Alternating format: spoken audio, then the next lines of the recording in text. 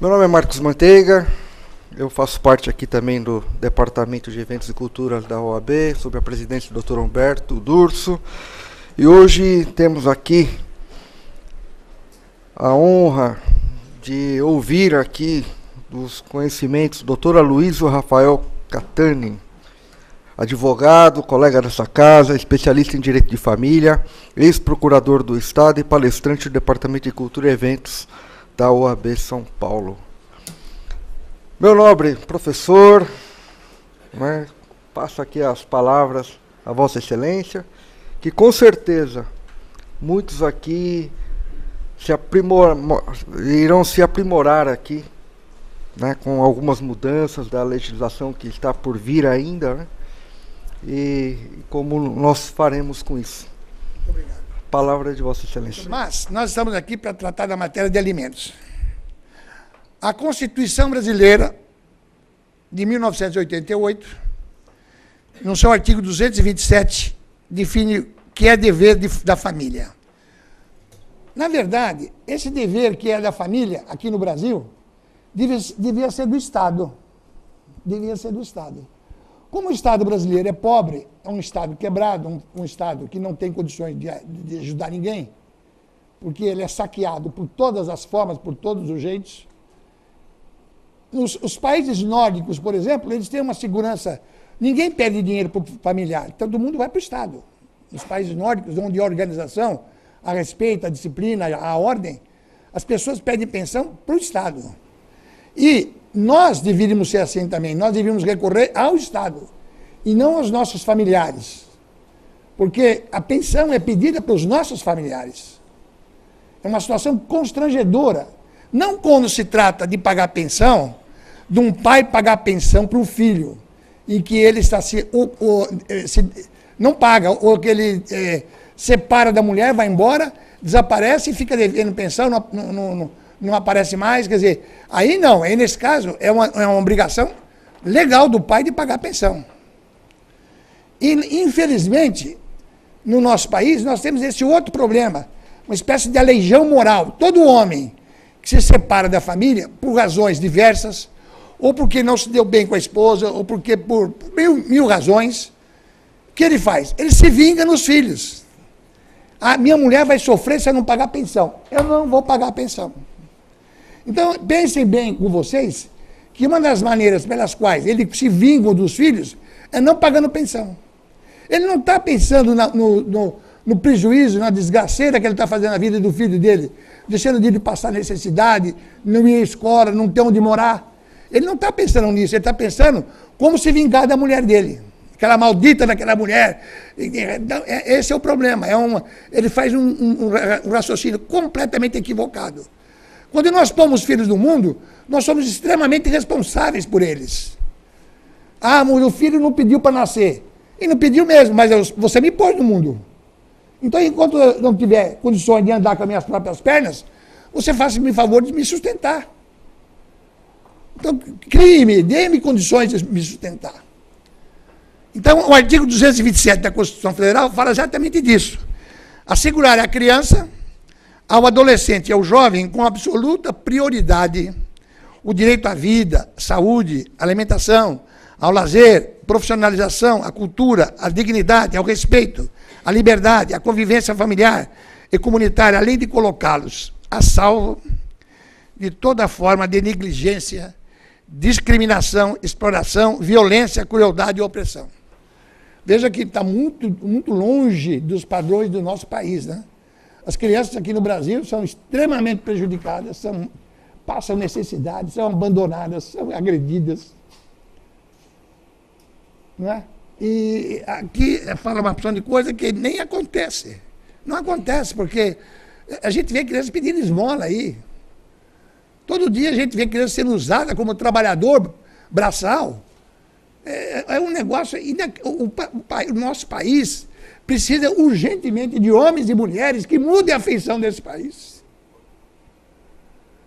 Você passa em frente ali na José Bonifácio, ali antes da Benjamin Constant, tem um grupo de índios, criancinhas, menininhos, pedindo esmola de uma forma, uma coisa que choca a gente. miseráveis, descalços, passando fome. Ninguém liga para isso. Isso é um absurdo. Quem passar lá vê. Hein? Não dá voto. Não dá voto. É exatamente. Então, a obrigação alimentar, que é, em princípio é constitucional, decorre de liames familiares. Né? Nós temos que, ao invés do Estado nos socorrer, nós temos que nos socorrer de quem? Do meu pai, do meu irmão. Né? É isso que nós vamos ver agora. Além de outros direitos previstos no artigo 227. Conforme destaca Maria Berenice Dias, para o direito, alimentos não significa somente o que assegura a vida.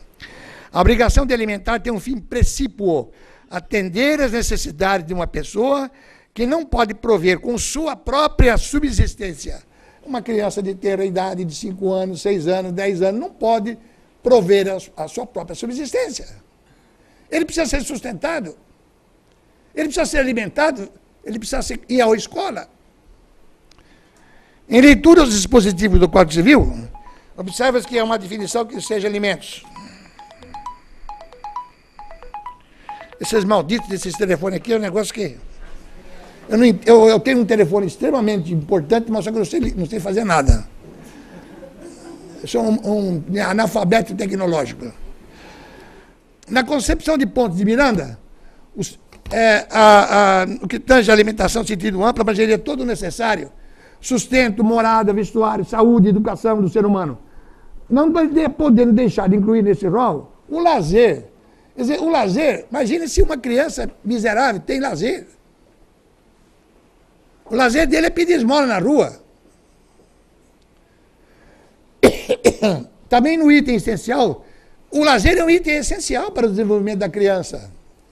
Nós temos que levar nossos filhos à praia, nós temos que levar nossos filhos a jogar futebol conosco, nós temos que carregá-los conosco para mostrar como é que se joga futebol, como é que nós nos conversamos com nossos amigos, no clube. E os pais geralmente se omitem quanto a isso. Não tomam conhecimento. Isso é o mínimo que um pai podia fazer. Na esteira da Constituição, Orlando Gomes, que é um outro jurista de escola, alimentos adotada no direito para designar o conteúdo de uma pretensão ou de uma obrigação, venha significar tudo o que é necessário para satisfazer os reclamos da vida, mais amplamente a contribuição periódica, desliga para mim aqui, doutor, por favor, desliga o telefone, periódica assegurada a alguém, por um título de direito para exigir de outrem, como necessária a sua manutenção. A contribuição tem que ser periódica. Se você não pegar mensalmente, se você entrar, eu vou pagar para você um ano inteiro. Ele gasta o dinheiro e o dinheiro não é usado como uma pensão. Então é uma contribuição periódica que tem que ser paga mesmo. Isso é fundamental as pessoas entenderem. Qual é o fundamento da pensão alimentícia? A lei. A lei é o fundamento. Nós estamos tratando aqui de alimento stricto sensu. Alimento entre os familiares é stricto sensu. Outro tipo de alimentos, como alimentos por atropelamentos, por morte, são lacto sensu. Então, é bom que vocês façam essa diferença, stricto sensu e lacto sensu. De sorte que, supondo a família e supondo a sua utilidade, querendo o legislador proteger a família, não pode deixar de obrigar certos membros dessa família a zelar. Alguém tem que sustentar, alguém dessa família. A família é uma coisa muito importante, que nós, quando vivemos, nós nos relacionamos sexualmente, nós namoramos, nós casamos. Isso aí cria a família. Esses liames criam uma família ligada pela estima, pelo amor, pelo apreço, pela consideração, pelo respeito. Quem tem uma família sabe que a gente ama essa família. Então, essa família é que tem que nos socorrer. Porque numa família, alguns tiram, outros põem, outros ajudam um pouco. Todos nós estamos voltados para socorrermos a nossa família em qualquer momento. Ah, fulano está precisando de um dinheirinho, ou está precisando de uma ajuda, vamos ajudá-lo. Então a gente vai. É parente nosso, é nosso sangue. Nós temos a obrigação de fazer isso. É uma obrigação moral. Ah, mas parente É que nem dente, dói o dente. Quer dizer, parente é uma coisa que ninguém gosta muito, né? Mas, infelizmente, são nossos parentes. E nós temos que socorrê-los. Nós não podemos nos omitir. Agora, tem uma série de artigos. Agora eu preciso achar esses artigos aqui, hein? Que tratam especificamente no Código Civil dos alimentos. Começa com o seguinte artigo. Podem os parentes, é o artigo 1694 do Código Civil. Podem os parentes, os cônjuges, aqui entra cônjuge também, né? Aí é complicado, né? Entrar cônjuge, você sabe que não é fácil esse negócio de cônjuge, né? Cônjuge, né? Mulher pedindo pensão, não para de pedir, nunca mais para de pedir. Então, podem os parentes, os cônjuges, os companheiros, aqui, nós estamos já na nova lei, companheiros são aqueles que vivem sem ser casados, em união estável, uns aos outros, vejam bem, uns aos outros, os alimentos de que necessitem para viver de modo compatível com sua condição social. Veja bem, você não vai dar pensão para ele de acordo com... você é uma pessoa de uma condição social mais ou menos boa, você não vai dar para ele uma miséria, uma quirelinha, não, tem que dar uma coisa compatível. É o que a lei está dizendo. Mas a lei depois volta atrás e bota um pouco de sobrepeso aí. Vamos ver. Para atender às necessidades de sua educação. Aqui está falando da educação. Como é fundamental a educação. Um país sem educação é um país atrasado. É um país retrógrado. É um país que vai cada vez mais para baixo. É que nem rabo de burro. Então a lei está prevendo alimentos para alimentação. Os alimentos devem ser fixados na proporção das necessidades do reclamante e dos recursos da pessoa obrigada. Aqui começa a complicar. Quais são as necessidades da pessoa e quais são as minhas possibilidades? Eu não tenho muita possibilidade. Se eu vou ter que pagar pensão, eu não tenho muita possibilidade, não. Eu estou com dificuldade, eu estou devendo, eu estou com problema. Quer dizer, todos nós somos assim. Na hora de dar, a gente não tem. Na hora de pedir, a gente tem. Quer. Então, aqui começa a complicar a matéria de alimentos. Possibilidades e necessidades. Todos os alimentos são sempre dentro da possibilidade de quem pode dar e da necessidade de quem pede. Os alimentos serão apenas os indispensáveis das necessidades do reclamante e dos recursos da pessoa. Serão apenas os indispensáveis da subsistência quando a situação de necessidade resultar de culpa de quem os pleiteia. Aqui é o seguinte, no Código Civil nosso brasileiro hoje não agasalha mais a culpa. Antigamente a culpa era no Código de 1916, a culpa era necessária e indispensável para a gente condenar uma pessoa, a mulher por culpa dela, porque xingou o marido, porque ofendeu, porque traiu o marido, então era julgada culpada e ela tinha os seguintes problemas. Ela pedia o nome do marido, que é uma porcaria, não vale nada, né? O nome do marido joga fora que não presta. Segundo, pedia a guarda dos filhos, isso era extremamente importante. Pedia direito a alimentos. Quer dizer, a mulher julgada culpada perdia 3 coisas ou 4 coisas fundamentais na vida dela. Isso é um absurdo, um absurdo. Porque a mãe ela podia ser uma péssima esposa, podia ser uma mulher adúltera, que gostasse de gostar de outras pessoas, mas ela era uma excelente mãe. Não tinha nada que ver a maternidade dela com a falta de vergonha dela, com a falta de maneira de ser dela. Ela era uma mulher mais... isso aí, então, aos poucos, os julgados foram mudando. Você percebeu que os julgados foram mudando é o seguinte, ela podia ser adúltera, ela pode ter errado, mas ela sempre foi boa mãe, sempre cumpriu com o dever dela. Não podemos agir assim, não podemos tirar a guarda dos filhos. Então, em alguns julgados, começaram já a não dar a guarda dos filhos para o marido. Então, aí começou a mudar. Até que hoje já diz o seguinte, a lei mudou completamente, diz assim, necessidades, reclusão de culpa, hoje a mulher, mesmo culpada, recebe alimentos. Mesmo culpada, recebe alimentos. Mas, glosados, de acordo com as necessidades mínimas dela. Não é porque ela quer, não. É com necessidades mínimas. Quando eu falo mulher, porque geralmente pensão alimentícia, eu que vivi 38 anos na Procuradoria, nós movíamos ação só contra mulheres, só contra homens. As mulheres vinham com os filhos, 3, 4 filhos pela mão, e a gente movia ação contra os homens. Eu levava punhados de processos para casa, no fim de semana eu ajuizava todos eles a ação de alimento e depois jogavam no fórum. Então era sempre contra a mulher, contra o homem. É difícil você achar uma ação de alimentos em que o homem pede a pensão para a mulher. Praticamente não existe. Isso é perder tempo, porque não existe quase. Mas nós sabemos que é possível. A mulher pode pedir pensão para o marido e o marido para a mulher. Se ele tiver numa cadeira de rodas, se ele tiver impossibilitado de trabalhar, ele tem direito de pedir pensão para a mulher.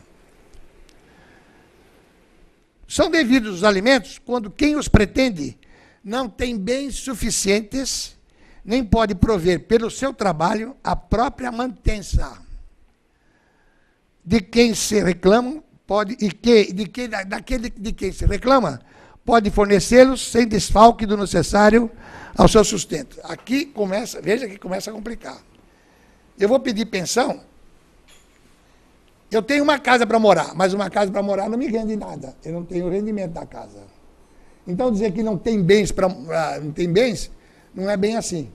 Eu tenho uma casa que eu vivo nela, não me rende nada. Então, apesar de ser proprietária, né, eu não tenho condições de me sustentar e nem a minha família. Então eu vou pedir pensão.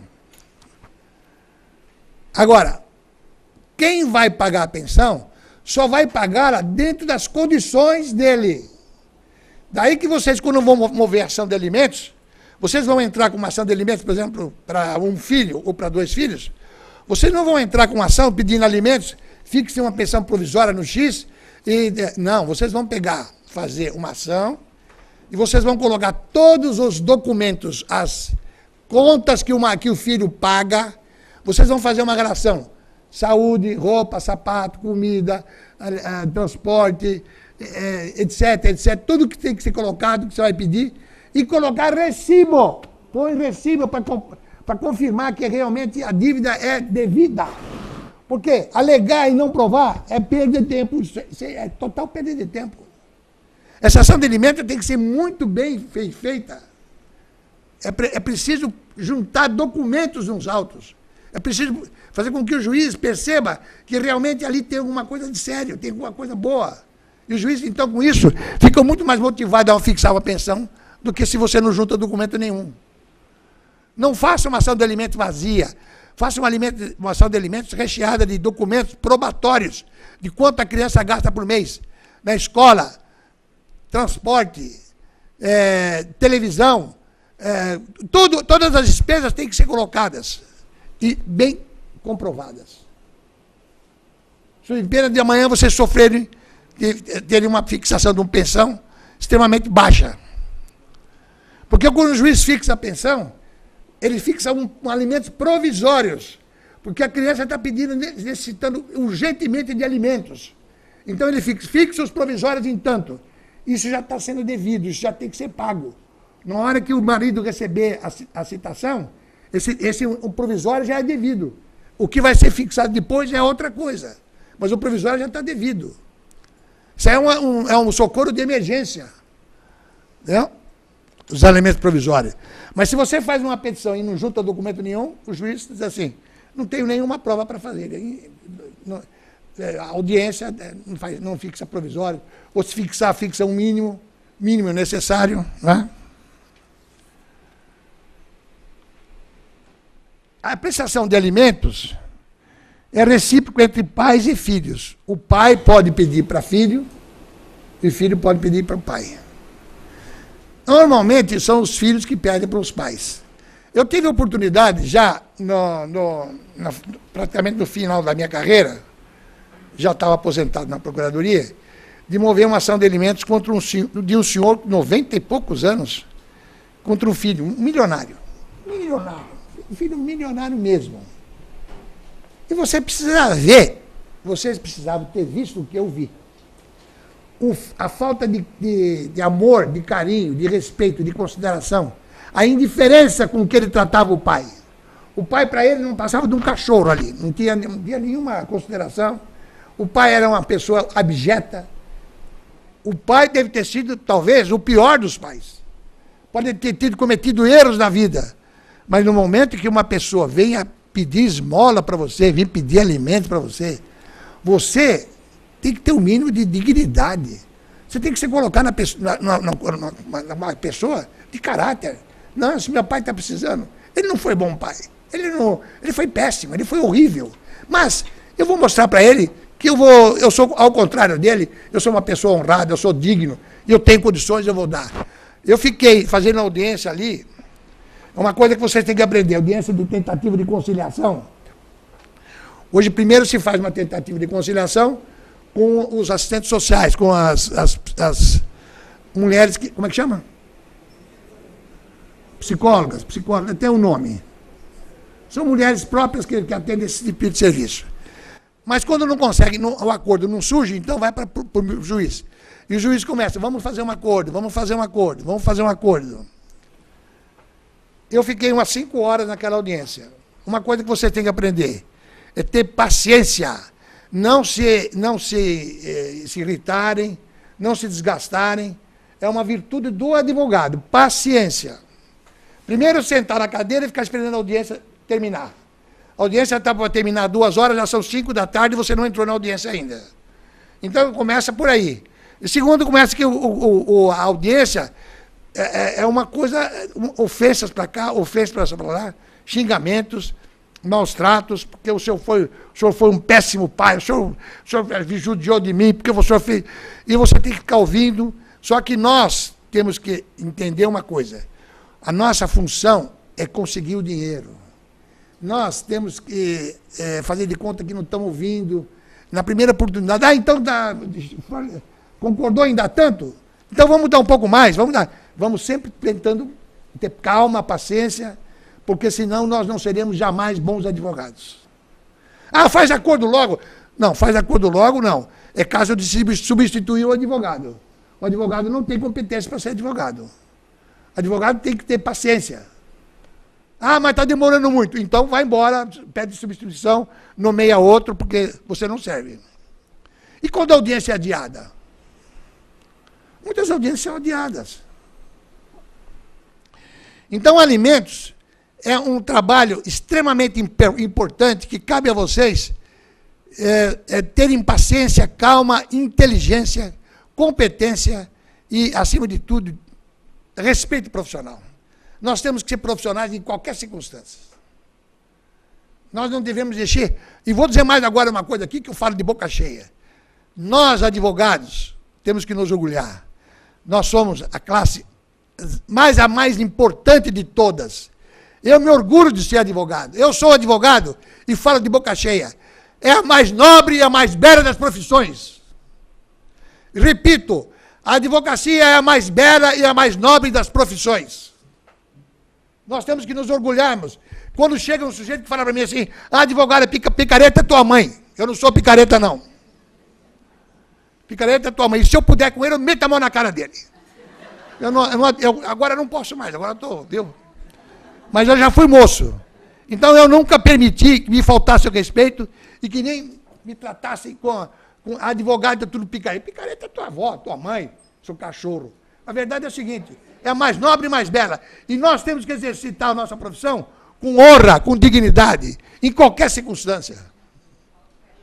Em qualquer circunstância. Nunca se envergonhem de ser advogados. Orgulhem-se. Orgulhem-se sempre. Eu sou um advogado. Porque eu, quando eu saía ali da Avenida Liberdade 32 para atravessar a avenida, para ir para o fórum, o meu ego estava na estratosfera. Eu tinha um ego maravilhoso. Eu era um homem que tinha uma confiança em mim. Eu ia brigar com 10 leões, mas eu ia brigar. Eu não tinha... Briguei com o promotor, com o juiz, me agarrei, cheguei a trocar bofetão, mas nunca fugi da lide. Nunca. Nunca me envergonho disso. O senhor me respeita, o senhor me... Fiz uma audiência, só para não perder tempo, fiz uma audiência com o juiz, e esse juiz começou... O senhor O senhor é nordestino, né? O senhor é nordestino? Ah, senhor, eu sou de Crato. Os nordestinos vieram para São Paulo, estragaram São Paulo. Porque vocês, isso é uma vergonha, o que vocês fizeram. Eu comecei a escutar aquilo. O que é isso? Falei, excelência, eu não sou obrigado a ouvir o senhor ficar falando besteira aí. O senhor está falando coisa que o senhor não deve, isso aqui não é pauta de audiência. Isso aqui, o que ele tem culpa de ser nordestino? Eu só tenho culpa de ser baiano? Eu não tenho culpa de nada, o que é isso? O senhor, por favor, você respeite a mim e respeite o meu cliente também. Nesse momento começou a chorar o moço que fazia audiência lá, o escrevente dele. Falei, ofendi o escrevente, coitado. Não ofendi, não. Depois ele me contou que ele era vítima desse juiz, que o juiz fazia pouco dele a todo momento. Que quando eu falei aquilo para o juiz, que eu fiz um bem danado para aquele escrevente. Falei, viva, ótimo. Não permiti que um juiz, porque é outra coisa, juiz de direito, alguns deles pensam que são Deus, e a maioria tem certeza.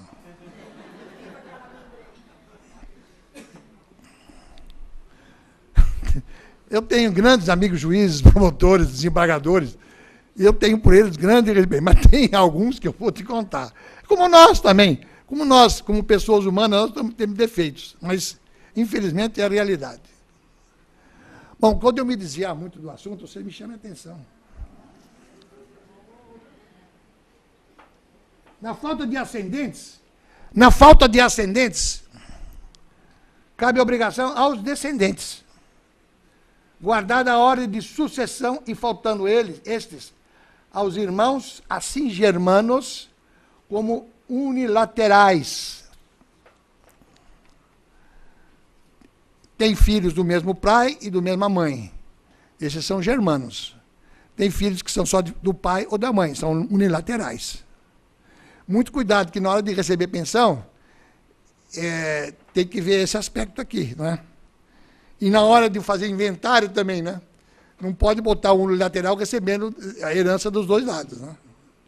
Então, o advogado competente, inteligente, presta muita atenção nisso, né? Se o parente que deve alimentos, em primeiro lugar, não estiver em condições de suportar totalmente o encargo,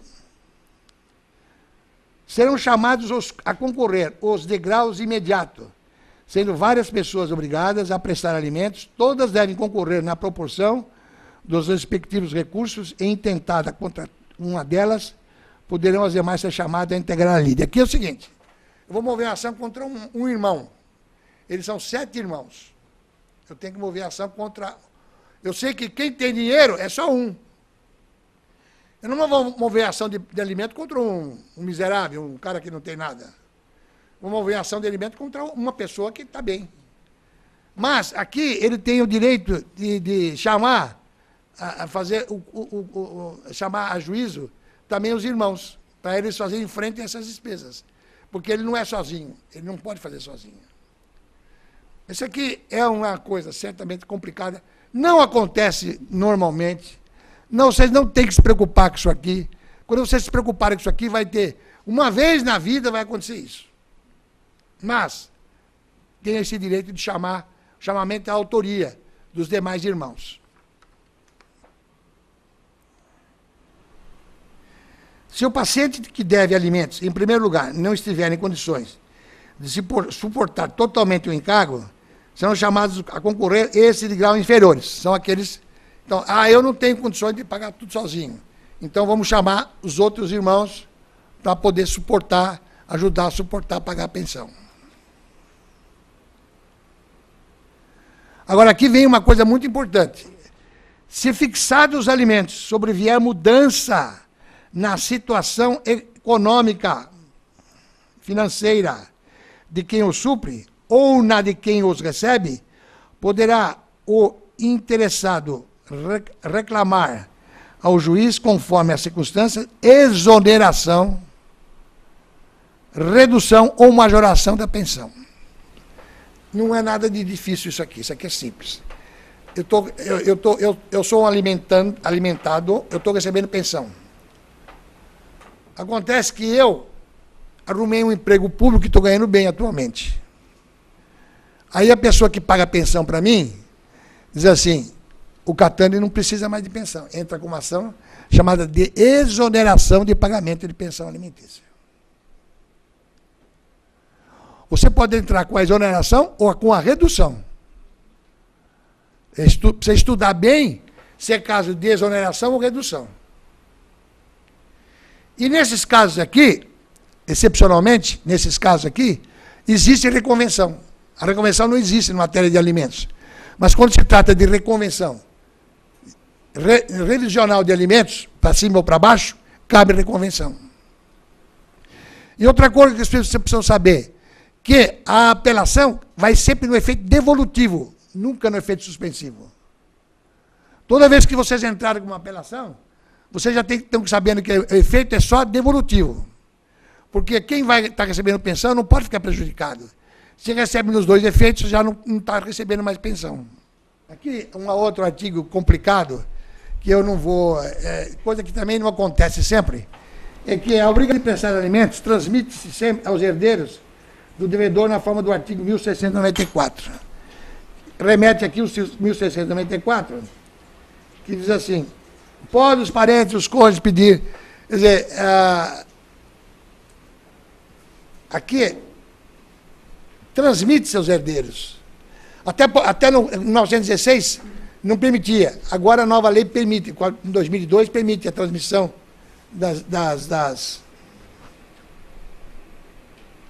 do devedor. Mas é uma matéria complicada que eu mesmo tenho certo prurido no responder e que eu ficaria um pouco silente sobre isso. Porque eu não domino bem essa matéria, que é recente. É coisa recente. Mas não existe dificuldade, porque está dizendo assim, a obrigação de prestar alimentos transmite-se aos herdeiros. O herdeiro com toda certeza, o herdeiro não vai pagar além do que ele recebe. Ninguém pode dar mais do que recebe. Eu estou no inventário, eu estou recebendo X. Eu não vou poder pagar ao herdeiro do meu pai, alimentando do meu pai, uma importância maior que eu vou receber no inventário.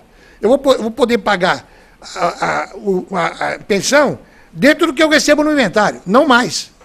Senão eu vou ficar prejudicado, não tem o menor cabimento. Isso aqui, na verdade, é o que aparece. E uma outra coisa interessante é que você pode dar hospedagem. Diz assim, a pessoa obrigada a suprir alimentos poderá pensionar o alimentando ou dar-lhe hospedagem. Ou dar e sustento, sem prejuízo do dever de prestar o necessário à sua educação quando menor. Interessante isso aqui. Ao invés de eu pagar a pensão, eu dou hospedagem. Vamos fazer o seguinte, você é meu sobrinho, você está precisando de pensão, eu vou trazer você para minha casa. Mas isso não funciona bem assim, não é? É uma situação constrangedora. Vai viver na casa de uma pessoa que você não conhece, você pode ser humilhado, pode ser pisoteado, é uma situação extremamente constrangedora. Então, esse artigo aqui, o parágrafo único diz o seguinte, compete ao juiz, se as circunstâncias o exigirem, fixar a forma de cumprimento desse artigo. Quer dizer, o juiz tem o condão de, percebendo que as coisas não vão bem ou que não estarão bem, ele dizer, não, vai pagar a pensão e não vou dar hospedagem. Eu indefiro a forma de hospedagem. O alimentante diz assim, eu vou pagar em hospedagem. O juiz diz assim, indefiro, eu quero em alimentos. Porque a pessoa vem e diz assim, olha, doutor, eu nunca tive amizade com essas pessoas, como é que eu vou morar na casa deles? Como é que eu vou morar lá dentro? É simplesmente constrangedor. Então o juiz, levando em consideração isso, fixa a pensão e não hospedagem.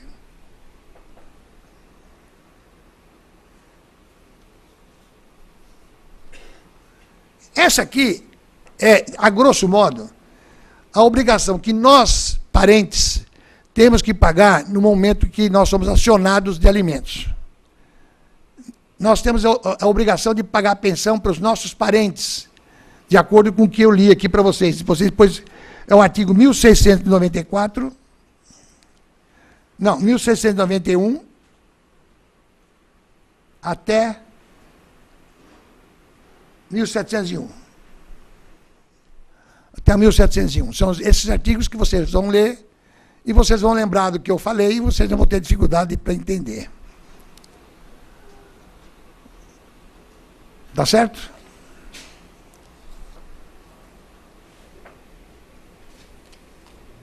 Então, vocês explicaram. Eu disse, por que os alimentos são periódicos? Porque se eu pagar para me alimentando de uma vez, eu pago tudo de uma vez, ele gasta. Ele não vai aproveitar a pensão. A pensão tem que ser periódica.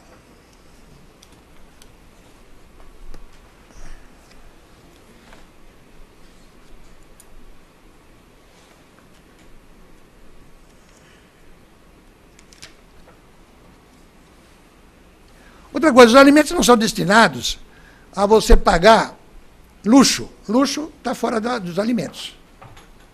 É o necessário para a subsistência. Ah, mas eu quando o papai estava vivo, eu estava acostumado a estudar no colégio tal. Não, você vai se ater às possibilidades de quem vai dar pensão para você. E ninguém é obrigado a dar você luxo para você.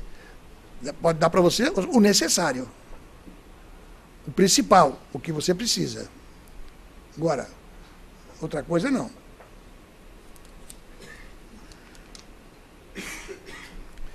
Agora, grande problema da pensão, e que nós, advogados, temos dificuldade imensa de fazer, é saber quanto vai ser a pensão. Quando você entra com a ação de alimentos, você tem você fica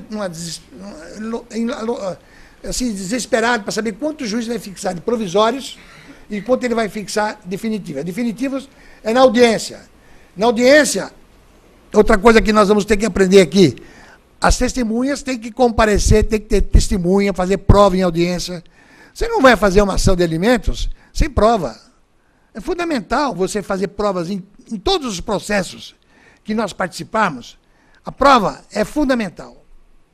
Então, é levar testemunhas que digam o que a pessoa sabe, quanto a pessoa tem de dinheiro, quanto ela gasta por mês. Enfim, fornecer ao juiz elementos para o juiz chegar a entender quanto ele deve dar de pensão. Porque o juiz até aqui não conhecia as pessoas, não sabe quem são, e não tem a menor ideia de quanto ele vai dar de pensão. A não ser aquilo que está escrito, aquilo que vai ser feito prova. Sem prova não há como fixar a pensão.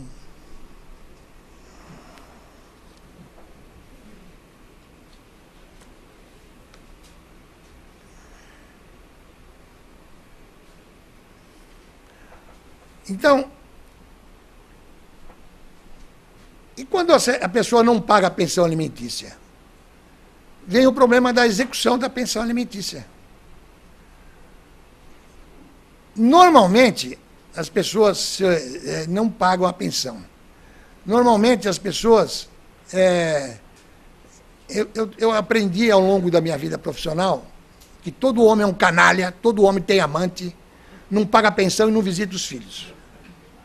Isso é um trauma que ficou na minha vida da Procuradoria. O doutor sabe o que eu estou falando.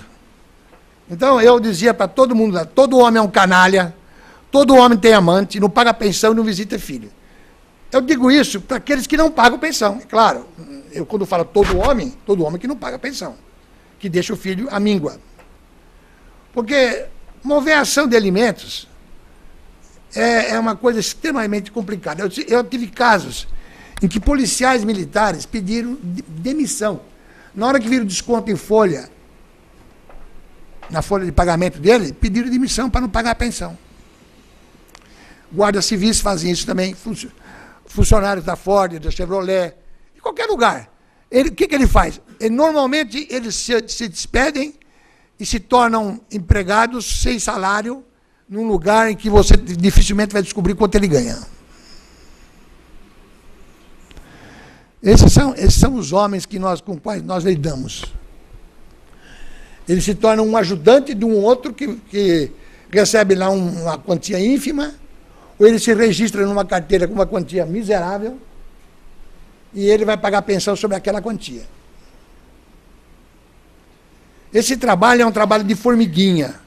O colega que trabalhou na assistência judiciária sabe. É um trabalho em que o advogado tem que ter paciência, tem que ter calma, não pode se desesperar, porque tem que pedir que a mulher vá atrás, corra atrás da pessoa para saber o que ele está fazendo, onde ele está, até descobrir onde ele está. Às vezes não descobre, mas através de depoimento pode explicar para o juiz: doutor, olha, ele não está pagando, mas ele faz isso assim, assim. O juiz tira conclusões. O juiz, acostumado a esse tipo de coisa, ele deduz, ele tira induções. Diz assim: bom, doutor, o senhor... Só para você ter uma ideia, eu tinha um juiz aqui na 7ª Vara da Família, o doutor Calandra. Ele foi um homem importante. Nelson Calandra. Nelson Calandra. Bom, foi presidente do tribunal. Foi. Já foi presidente aqui do Tribunal de Justiça. Já foi. Muito bem. Nelson Calandra era juiz titular da 7ª Vara da Família. O que fazia o Nelson Calandra? Ele tinha... Quando ele assumiu a vara, ele tinha prateleiras e prateleiras cheias de inventários. Tudo parado, tudo parado. E a escrevente falou: doutor Calandra, isso aqui não anda, a gente intima, a pessoa não aparece, intima de novo, não vem, não dá satisfação, como é que nós vamos fazer? Deixa comigo. Designa a audiência de tentativa de conciliação às 7 horas da manhã. Mandava intimar. Chegava no dia da audiência: como fizemos? Vamos fazer acordo, põe acordo, vamos resolver isso, vamos resolver. Tudo que tinha que ser resolvido, ele queria resolver. Ah, não dá, não dá. Então amanhã às 7 horas da manhã de novo. Tá bom. Não resolveu? Não. Então amanhã às 7 horas da manhã de novo.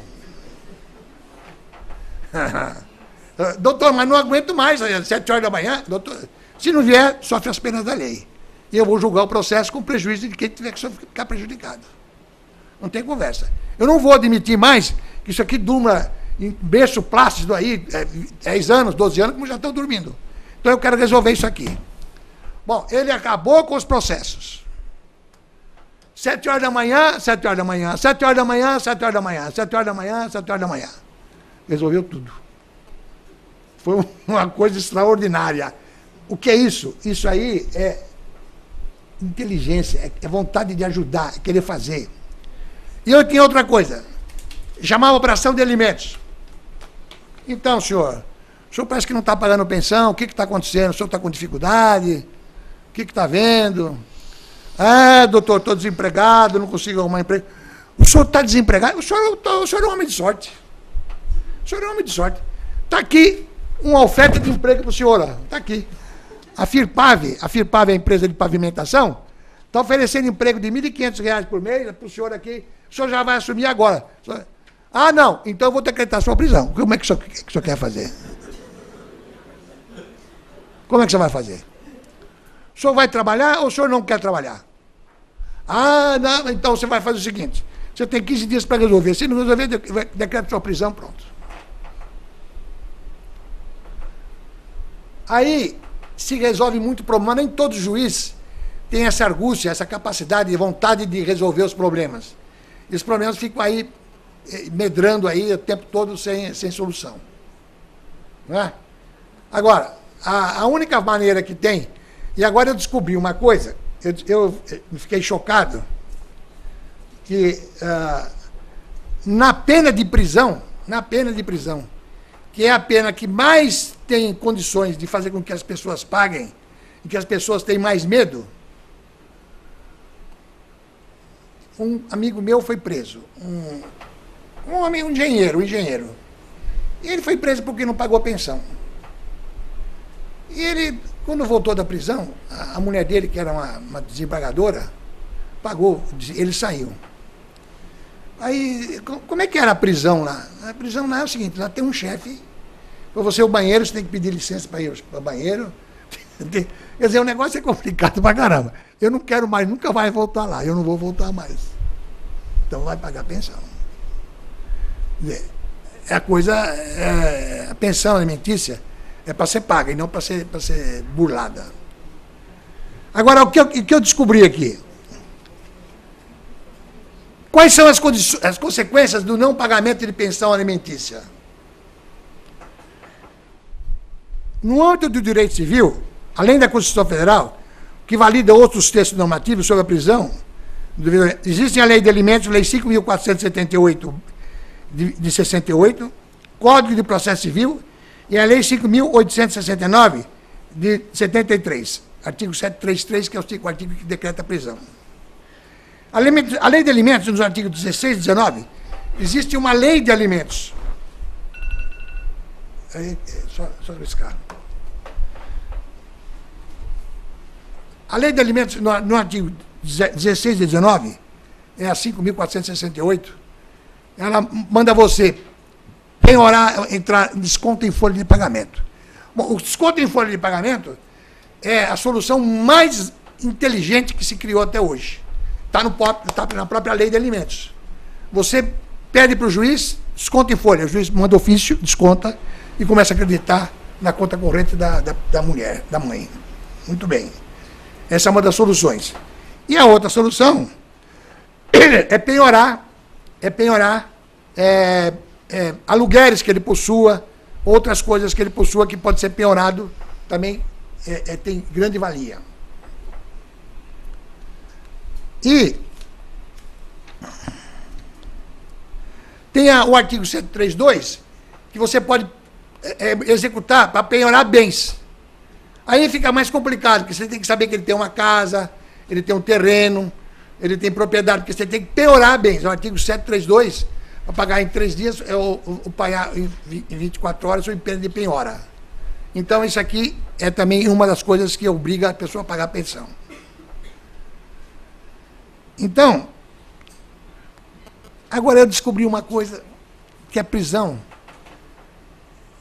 eu não tinha lido isso aqui e me fiquei chocado. A pena de prisão, medidas práticas, consequências práticas da medida executiva de prisão civil. Tal é a importância do estudo da matéria, pois se verifica que entre os processos alimentares que seguem o procedimento do artigo 733, que é o de pedido de prisão, não deixam de ser uma forma de atingir o alimentante, pois é notório que a ausência do pagamento de 3... Como é que se pode pedir a prisão? Escrevam, doutores. 3 parcelas já vencidas e mais as que se vencerem durante o andamento do processo. É a súmula 309 do STJ. 3 vencidas e as que se vencerem no andamento da execução. Súmula 309. Muito bem, agora vocês vão ver como é que a coisa vai complicando e a gente vai ficando cada vez mais sem saída. Diz assim: muitas vezes é utilizado exclusivamente como meio de vingança, da ex-cônjuge ou ex-companheira, caracterizando-se em ato de alienação parental, caracteriza ato de alienação parental como disciplinado pela Lei 12.318/2010. Quer dizer, eu caí das minhas calças quando eu li isso aqui. Eu, acostumado que estava, mandava prender, e a mulher, quando voltava, eu prendia um canalha, me desculpe o termo, mas o homem era um canalha. Eu prendia um canalha, e quando a mulher ia visitar no fim de semana, eu já sabia. Ela vinha no fim de semana: doutor, o meu marido está sofrendo muito. Ah, está sofrendo, senhora? Ah, está sofrendo muito, doutor. O senhor, por favor, solta meu marido. Eu falei: eu não solto coisa nenhuma. Se ele pagar, eu solto. Se não pagar, eu solto. Aí a outra que vinha com ela falou: eu falei que ele não fazia, ele não soltava. Não soltava mesmo. Eu não posso admitir que uma pessoa corra atrás de uma pessoa durante 1 ano para poder prender. Normalmente ele levava 1 ano ou 6 meses para prender um homem. É difícil pra caramba. Quando eu prendia, eu queria que soltar, porque está sofrendo muito, quero mais que morra. E o cara tem que passar em cima dele na ida e na volta. Que isso? Agora me cria ainda um outro problema mais grave. Alienação parental. Quer dizer, a mulher que manda prender o ex-marido porque não paga a pensão, pode sofrer um processo de alienação parental? Eu estou perplexo. E o que eu vi, o que eu li de novo, porque eu já estava um pouquinho ultrapassado, foi bom que eu vim dar essa aula aqui, é que nós temos que encontrar todos os meios para que não haja prisão. Nós temos, é como o bandido que está solto, cometendo todo tipo de atrocidade, né? E que ele, coitado, não bate nele, porque ele não pode ficar preso, o policial vai dar um soco no seu, mas bateu nele, coitado. Mas o que ele fez com a pessoa? Você não sabe o que ele fez com a pessoa? Então é a mesma coisa aqui. Quer dizer, eu sofro todo tipo de consequência. Na hora que eu sou assaltado, o sujeito bate em mim, me humilha, me xinga, me ofende, me dá um tiro. E eu ainda tenho que ter só dó do sujeito que me assaltou? Direitos humanos? Quer dizer, eu tenho certeza que isso deve acontecer. Que a pessoa com magnitude de alma, com grande sentimento de paixão, de carinho pela humanidade, tem que sentir esse amor, não, mas ele fez isso no momento. Mas escuta, mas e como é que fico eu? E a minha situação? Aqui a mulher manda prender o marido que não paga pensão há 2 anos, e ela vai sofrer um processo de alienação parental, e vai perder a guarda do filho ainda? Quer dizer, é uma coisa para vocês mais jovens pensarem, porque realmente eu quase que caí da cadeira quando eu li isso aqui. É um absurdo.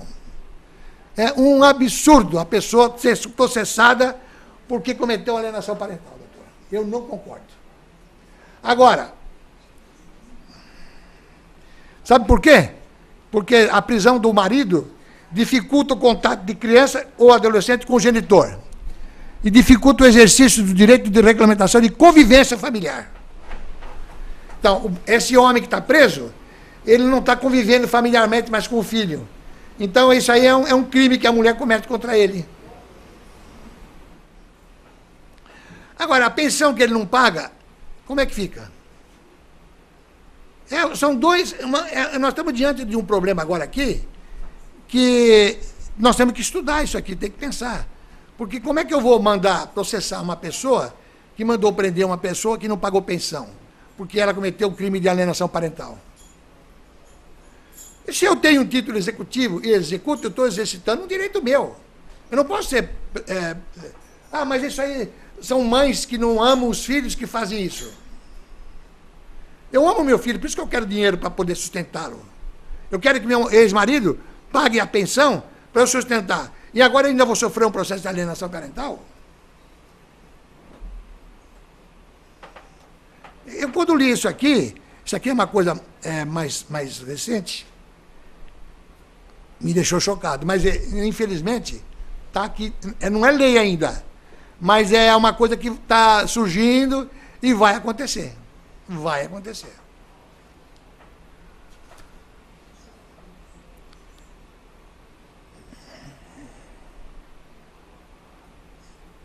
É preciso mudar, dizem os autores.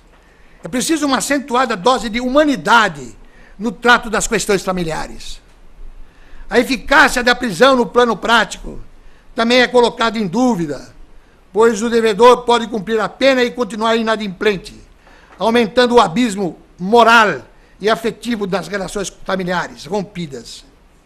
Não se defende a tese da exoneração do devedor de sua responsabilidade, mas de visualizar mecanismos ou caminhos alternativos à efetividade no cumprimento do dever alimentar, resguardando o complexo balanço entre o direito e a vida do alimentário e o direito à liberdade do alimentante. Que coisa bonita, direito à liberdade do alimentante, hein? Quer dizer, ele não paga pensão e ainda tem direito de ficar livre. Dada a ineficácia dos resultados e o dano causado pelo cerceamento da liberdade, notadamente em cárcere, alternativas são buscadas de aplicação possível e resultados mais eficazes, tanto no temperamento do dispositivo constitucional, como, por exemplo, limitando a execução a número perto de parcelas. Quer dizer, eles querem encontrar uma solução de não prender mais a pessoa. Nós vamos ter que lutar com isso aqui.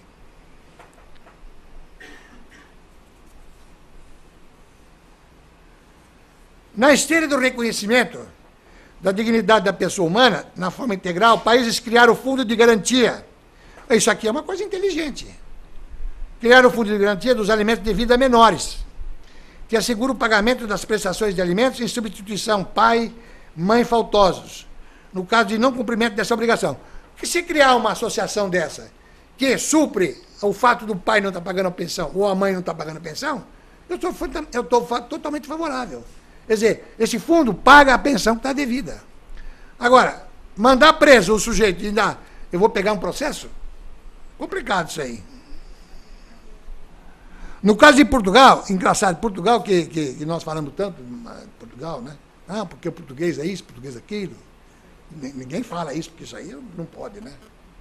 Então, no caso de Portugal, esse Fundo de Garantia de Alimentos Devidos a Menores é gerido pelo Instituto de Gestão Financeira de Segurança Social, a quem cabe assegurar o pagamento das prestações de alimentos em caso de incumprimento da obrigação pelo respectivo devedor. Lá em Portugal já existe esse instituto que se obriga a pagar quando os pais não pagam. Um avanço extraordinário para o nosso país, Portugal. O sistema penal brasileiro, como o das democracias contemporâneas, avançou em matéria de direitos humanos ao reconhecer que a pena privativa de liberdade não é a única possível, podendo a lei adotar, entre outras, a perda de bens e de multa de uma prestação social alternativa até a suspensão ou interdição de direitos. Quer dizer, esse aqui é um outro problema que eu vou submeter a vocês. Mas eu estou extremamente chocado com o surgimento da alienação parental.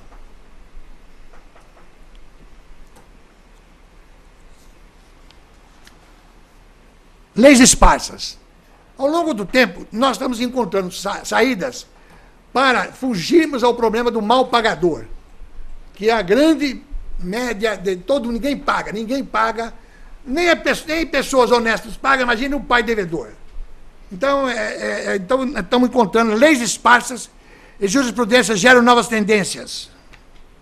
A primeira delas é piorar o fundo de garantia.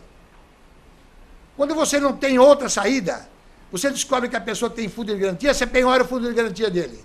E você consegue ganhar essa ação. Você pega o dinheiro dele e você recebe. O juiz autoriza o levantamento do fundo de garantia. É uma forma de você ter condições de receber a pensão atrasada.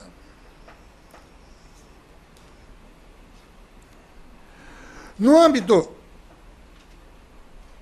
dos alimentos, as reformas mostram-se mais profundas. Devidos a partir de sua fixação, após citar, o devedor ser sujeito a multa de 10%. Tem aqui a fixação de uma multa de 10% para o mal pagador. O juiz diz assim, pague, não pagou, fixo já uma multa de 10% de antemão. Já cresceu, além da pensão, mais 10%. Quando em mora superior a 15 dias, a pensão fica restrita aos 24 anos de idade. Até que idade nós temos direito a receber pensão? Vamos dizer, nós, menores de idade. Até que idade, doutores? Nós completamos a maioridade aos 18 anos, não é? Muito bem. Mas a pensão alimentícia só é devida a partir dos 24 anos. Segundo nós vimos aqui, né? E essa matéria, você pode, na hora que seu filho faz 18 anos, e você está pagando pensão para ele, você pode entrar com uma exoneração de pagamento de pensão alimentícia contra ele? Eu sou pai, eu tenho 4 filhos, 2 advogados, graças a Deus. Eu tenho 2 filhos advogados. Eu queria que minha filha fosse e o outro imbecil também fosse, mas não foram. Eu fracassei nesse negócio. Muito bem. O que foi? 2 tá bom. E exerce a profissão, graças a Deus. Então, a verdade é a seguinte, o seu filho completa 18 anos e diz assim, meu filho, eu não tenho mais condições de pagar pensão para você, você vai ter que... Quando eu fiz 14 anos, meu pai me chamou e falou, filho, eu vou colocar você agora no ginásio à noite, Você vai fazer o colégio à noite e vai estudar e vai trabalhar de dia. Pois não, papai. Meu pai era advogado. Meu pai era advogado. Meu pai não era qualquer um, não. Meu pai era advogado. Então meu pai falou assim, era um advogado pobre, era um advogado que não tinha grandes fortunas, era uma pessoa remediada. E então falou assim para mim, meu filho, você vai fazer 14 anos, fez 14 anos, vou colocar você num banco, me colocou no Banco Bradesco, era contínuo interno, e eu trabalhava à noite, estudava no colégio, aqui na Avenida Ipiranga, no colégio, na Avenida Domingos de Moraes, colégio Ipiranga. Fazia o colégio Ipiranga à noite, lá na Domingos de Moraes. Muito bem. E foi assim a minha vida inteira. Eu trabalhei desde os 14 anos e até hoje trabalho. E me orgulho disso. E me orgulho muito disso. E gosto de trabalhar, me sinto bem. Então, hoje, se você quiser tirar a pensão do seu filho com 18 anos, se já completou 18 anos, eu vou entrar com uma ação de exoneração de pagamento de pensão alimentícia. Ou melhor, eu vou deixar de pagar. Se você deixar de pagar, você vai ser citado para pagar sob pena de prisão. Porque o juiz, primeiro, quer saber se seu filho, que tem 18 anos, tem condições de se sustentar a si próprio. Primeiro, o juiz quer saber se este moço de 18 anos, que o pai está tentando se exonerar, tem condições de sobrevivência, de per si. Se não tiver, você vai continuar pagando pensão, sim, senhor. Vai pagar. Se você não criar bem seu filho, viu? Você vai ter o problema de criar seu filho e vai ter que pagar pensão para ele até os 24 anos. Porque hoje em dia, o negócio do telefone fica o dia inteiro passando, que é e-mail, eu não sei o que é. Estudar mesmo que é bom, nada. Eu tenho meu neto que está numa situação dessa, 4 recuperações. E meu filho fala, ele é bonzinho. Muito bom. Ele é ótimo. Então é o seguinte. Então vejam bem. Pensão alimentícia, 18 anos, já maior de idade, ele não precisa receber mais. Mas o juiz quer saber se ele tem condições de viver. Não manda exonerar, não. Primeiro manda citar para ele contestar a ação. E se não, conforme for, não exonera. Vai pagar a pensão até os 24. Porque 24 anos é a data limite de que terminou a faculdade. Normalmente as pessoas terminam a faculdade aos 24 anos. Então aí exonera de pagar a pensão. Eu tenho um caso aqui interessante, que eu queria trazer a colação para vocês, mas será que eu tenho aqui? Eu não sei se eu tenho. Ah, está aqui. Filha maior e formada, fazendo pós-graduação, não tem direito à pensão alimentícia.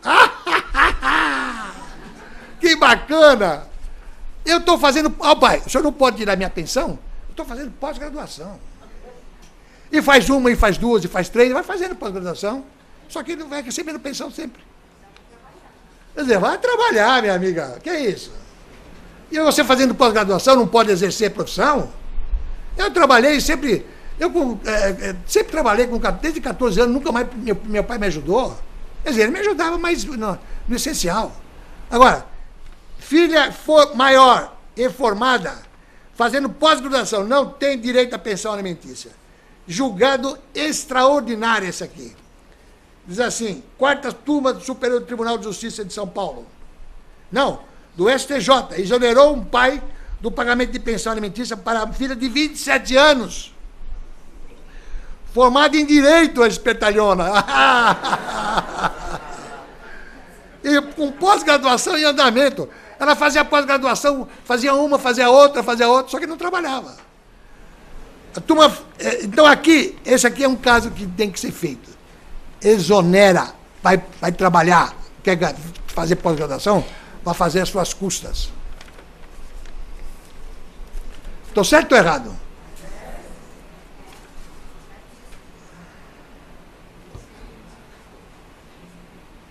E aqui uma escritura de divórcio.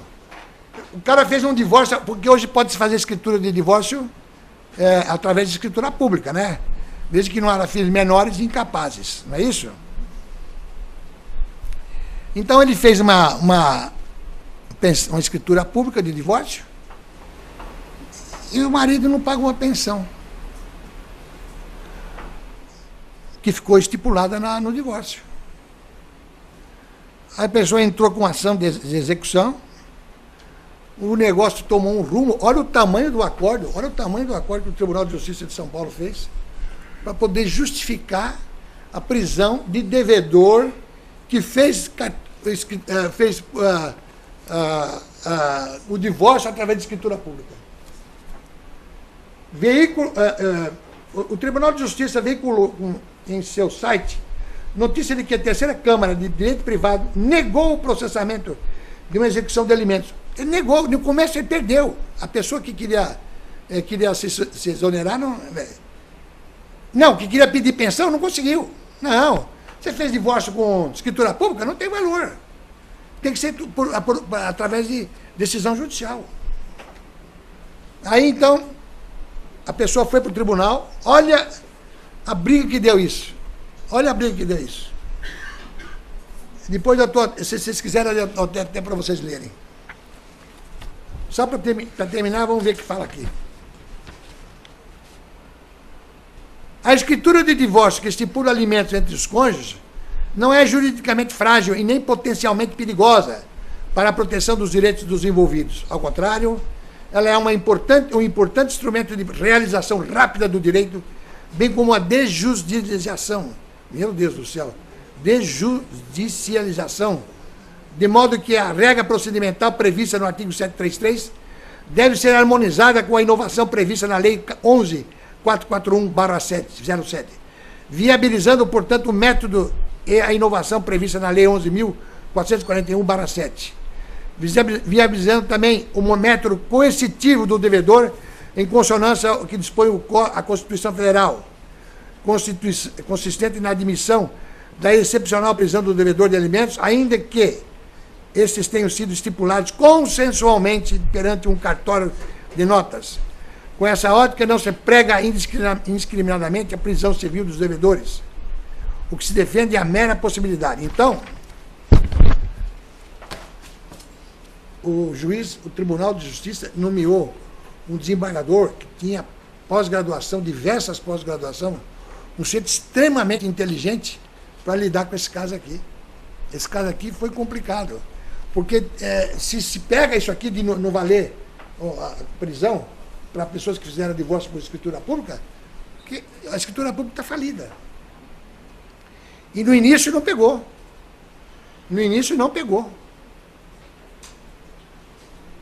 Então, olha o argumento que foi expendido aqui, ó. Foi extremamente longo o acordo, muito bem montado, bem feito, extraordinariamente bem feito, com discussões de direito extremamente alentadas, muito bonitas, e vale a pena ler esse acordo. Depois Foi um TCC. Exatamente. Foi um TCC. Agora, dizia eu, e fui indevidamente interrompido, por quem, hein? Leis, está lá no Leis Esparsas. Diz assim: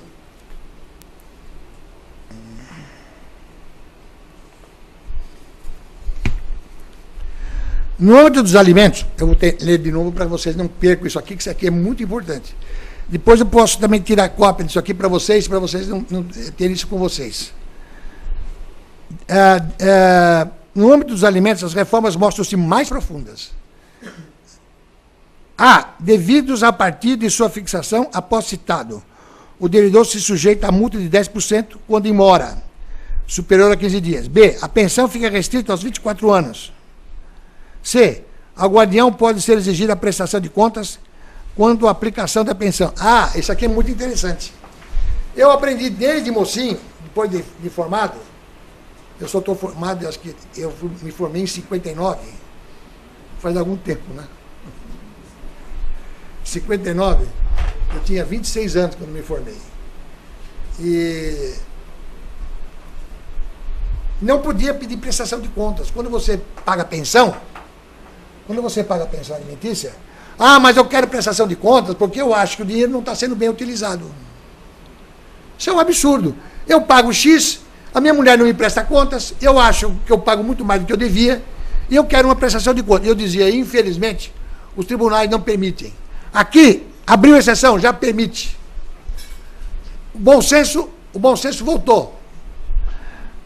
Ó, ao guardião pode ser exigida a prestação de contas quando a aplicação da pensão. Então, hoje em dia é possível, com base nesse que estava escrito aqui, pedir a prestação de contas. Eu estou gastando uma fortuna, ela não me presta conta nenhuma, eu vejo que ela usa roupas exageradas, gasta com coisas que não precisa, e o meu dinheiro está minguando. Eu quero prestação de contas.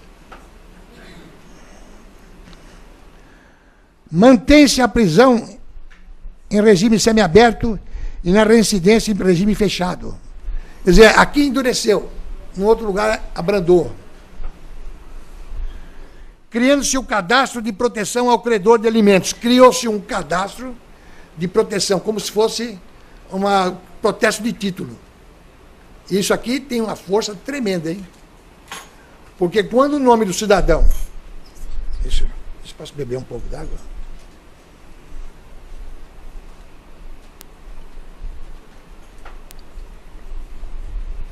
A pessoa pode não pagar pensão, pode ser um canalha, mas ele tem um nome honrado. Eu não, eu sou uma pessoa. Eu sou uma pessoa, viu? Acima de qualquer. Viu? Aí quando o nome dele vai para um cadastro, já seu nome saiu no cadastro, não, você não paga pensão. Quer dizer, isso aí ridiculariza e cria uma situação constrangedora e vexatória para o devedor de pensão. Isso aqui é um avanço extraordinário em matéria de pensão alimentícia. De execução de pensão alimentícia. E tá envolvido aqui o Eduardo Suplicy, aquele senador da República.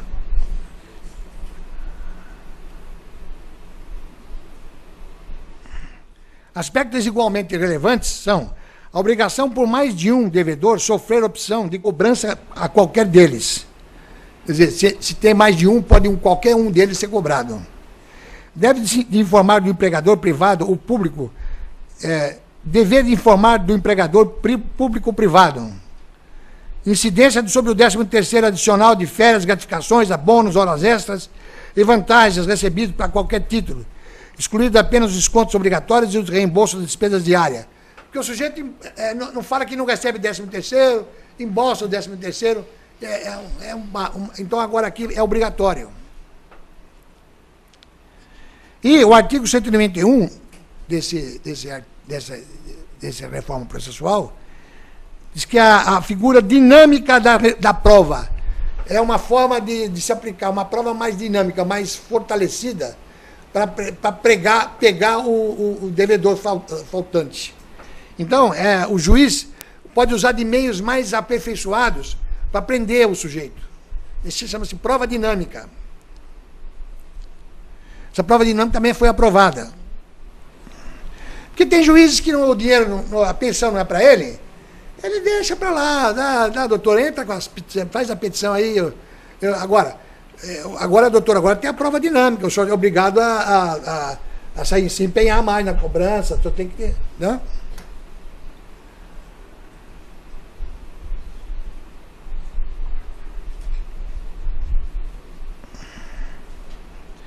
E tem o artigo 202 também, que garante que a mãe pode notificar o indicado que se nega a mover a ação de propositura de investigação de paternidade. Hoje em dia a mãe pode chegar no cartório e declarar que o pai da criança é fulano. Ela tem esse direito. O problema de investigação de paternidade foi uma das ações que eu mais fiz no fórum de João Mendes. Que investigação de paternidade era uma coisa horrorosa. As pessoas não fazem outra coisa a não ser isso. Então a gente tinha pencas de investigação de paternidade. E terminou de uma forma desastrosa, como eu nunca podia imaginar. Quando eu estava para me aposentar, eu recebi uma moça na procuradoria, ela falou, o senhor precisa fazer minha investigação. Ah, pois não, com muito prazer. Como é que é? Quem é o pai? Ah, agora o senhor me pegou, porque no período que estava, como é que é, no CIO? Sim. No período em que eu estava fértil, eu tive o Joãozinho, o Paulinho, o Pedrinho, o Toninho e o Joãozão. Quer dizer, mas eu não posso mover uma investigação contra 5 pessoas, eu tenho que mover ação contra uma. Ah, então não sei, eu não sei quem é. Eu preciso descobrir quem é. Quer dizer, chegou-se à vulgarização do sexo. Chegou-se a uma situação em que nós perdemos a noção de dignidade, de vergonha, de... Sei lá, não sei o que pode ser isso. Eu acredito que uma moça pode ter liberdade sexual, mas ela tem que ter um pouco de cuidado, na hora de gerar um filho. Eu não sei como é que... Esse é um problema de uma moça. Eu não estou numa situação de uma moça. Mas... Então eu ficava perplexo, porque quando aparecia uma moça na procuradoria, eu perguntava quem é o pai. É fulano. Ela sabia direitinho que era o pai fulano. E não tinha dúvida, porque no início não tinha HLA. Era prova série vermelha, que não fazia prova nenhuma, depois tinha DNA, tinha uma outra HLA, e também não fazia prova, e depois surgiu o DNA. Mas a mulher era séria, ela indicava fulano de pau, o marido, o pai da criança é fulano. A gente podia ir lá, que era certeza.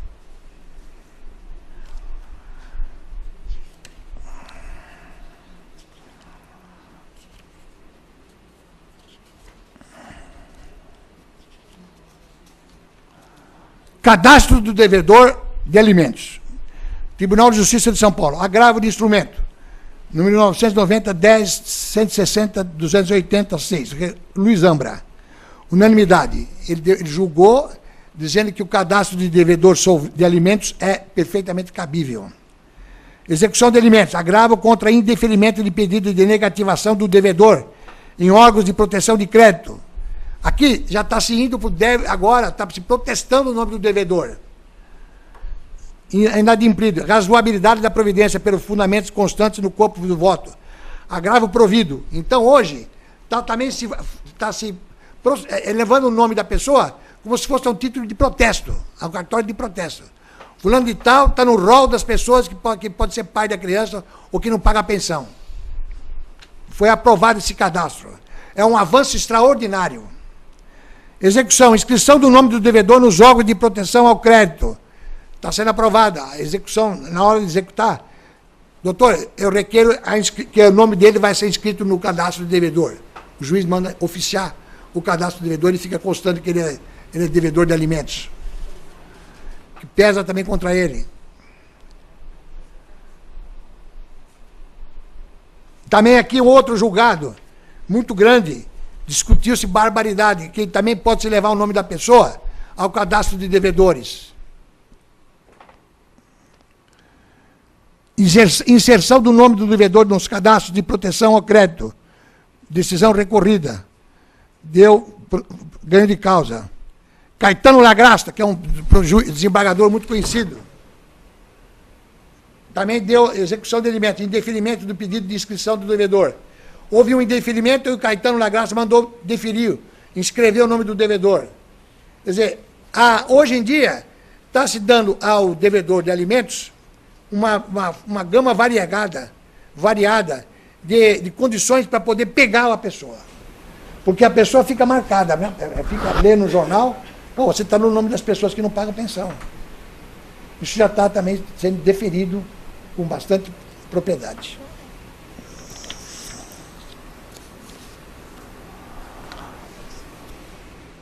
Quando você vai mover uma ação de separação judicial e você não tem condições de mover a ação, você pede pensão alimentícia ad litem, em razão da lide. Pede para o próprio marido uma pensão alimentícia para poder mover a ação contra ele. E o juiz fixa. Antigamente se fazia muito alvará de separação de corpos, rolamento de bens, para impedir que a pessoa desaparecesse, por exemplo. Pessoas muito ricas, não é? Eu fui engraçado o que aconteceu comigo, né? Eu trabalhava na assistência judiciária, só com pessoas bem humildes, bem pobres. Aí eu fui levado para um escritório do professor Silvio Rodrigues, que era um escritório de pessoas de um nível econômico extremamente alto. Só granfinos frequentavam lá. E eu achava gozado, porque eu saía dos miseráveis e para o meio dos ricos, né?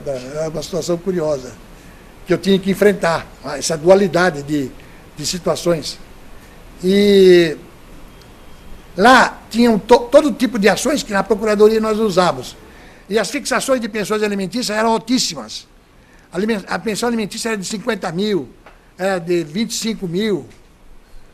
Uma coisa que vocês não vão fazer jamais, e agora vocês vão se lembrar de mim, é misturar pensão alimentícia com outras verbas alimentares, com outras verbas. Se você faz uma execução de pensão alimentícia, você não pode acrescentar outras verbas, porque você é carecedor de ação. Você vai ser carecedor dessa execução. Eu tive um caso em que um médico foi condenado a pagar 33 mil reais de pensão alimentícia. E o desembargador, muito cioso, colocou assim, 33 mil reais, mais o acréscimo do posto de renda, colocou outras verbas lá. E eu fui perdi aqui em São Paulo, eu não sabia mais, esse médico entrava lá no meu escritório, eu já não tinha mais o que falar com ele. Eu estava envergonhado, porque eu não sabia mais o que fazer. Eu não tinha mais o que fazer com ele. Eu não queria mais nem receber ele no meu escritório. E aquele negócio foi me comendo por dentro, foi me comendo para dentro. E falava, doutor, eu não sei mais o que fazer. Aí eu tinha uma colega lá no escritório que eu conversei com ela e disse assim, tem alguma coisa que está errada nesse processo do fulano. Nós temos que pegar isso aí, como é que será que é? Aí li mais umas leis, conversei com ela, troquei uma ideia, falei assim, matei um negócio. Ele incluiu aqui o imposto de renda, não pode ser cobrado imposto de renda, só pensão alimentícia. Fizemos um trabalho, ela foi para o Superior Tribunal de Justiça, foi falar com uma desembargadora lá, falou com ela, ganhamos o processo. Mas que alegria, que satisfação, que beleza. No mesmo dia, ela desconstituiu o advogado que ela tinha, que eram uns advogados excelentes. Ela estava com uns advogados os melhores de São Paulo. Mas como ela viu que meu habeas corpus pegou, porque a medida de habeas corpus também pode ser proposta em caso de ação de alimentos, viu? Quando a prisão, a decretação é injusta e ilíquida, você pode propor habeas corpus. Eu tinha proposto aqui no Tribunal de Justiça de São Paulo, tinha perdido. E aí, essa minha colega foi lá, conseguimos o habeas corpus. Quando a mulher leu que a soltura dele, pelo habeas corpus, ele não estava preso, ele estava foragido. A mulher trocou de advogado. Foi aí que ela se ferrou, porque ela pegou outros advogados que não entendiam nada, patavina, tinha um escritório extremamente luxuoso, pessoas competentes, mas em outras áreas. Porque direito de família é uma área extremamente complexa. Tem que conhecer a coisa, a melancia por dentro. E aí, ela trocou. Trocou, nós fizemos um acordo e resolvemos o processo, porque ela perdeu a confiança totalmente no advogado, não dava para fazer. Aí eu respirei aliviado, porque aquele médico ficou livre, graças a Deus. São agruras da profissão.